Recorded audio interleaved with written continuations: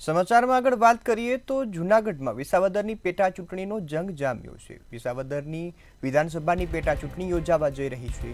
તેના ચૂંટણીનું હાલ મતદાન ચાલી રહ્યું છે। સમાચાર જેમાં ભાજપના ઉમેદવાર કિરીટ પટેલે પણ મતદાન કર્યું છે। ભાજપના ઉમેદવારે પણ પોતાના મતાધિકારનો ઉપયોગ કર્યો છે। મતદાન કર્યા બાદ ઉમેદવારે રોપાનું વિતરણ કર્યું હતું। વૃક્ષો વાવવા માટે તમામ જે મત મથકે જંગી બહુમતીથી જીતવાનો વિશ્વાસ વ્યક્ત કર્યો છે। સાથે જ તેઓએ રોપાનું વિતરણ કર્યું છે।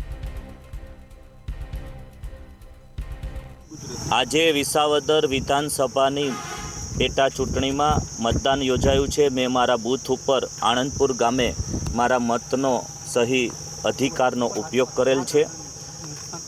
વિસાવદર મત વિસ્તારના તમામ નાગરિક ભાઈઓ, ખેડૂત ભાઈઓ તથા બહેનોને અમે પહેલેથી જ અપીલ કરી છે કે આપણો એજન્ડા છે કે 800 દિવસની અંદર 1000 કરોડ રૂપિયાના વિકાસના કામો અહીંયા પ્રસ્થાપિત થાય અને આપણા મત વિસ્તારને વિકાસની રાજનીતિ સાથે જોડીએ।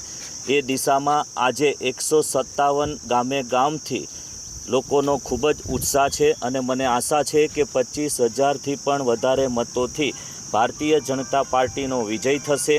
નકારાત્મક રાજનીતિ કરનારાઓને વિસાવદરના મતદાર ભાઈઓ સબક શીખવાડશે અને અમારો મત વિસ્તાર એ શાંતિપ્રિય અને ખેતી કરી અને મહેનત કરી અને કરનારા અમારા મત વિસ્તારના ભાઈઓ બહેનોમાં અમારા વિસ્તારમાં કોઈ અશાંતિ ન ફેલાવે બહારથી આવીને એના માટેના મત આપી અને ભારતીય જનતા પાર્ટીનો જ્વલંત વિજય થવાનો છે।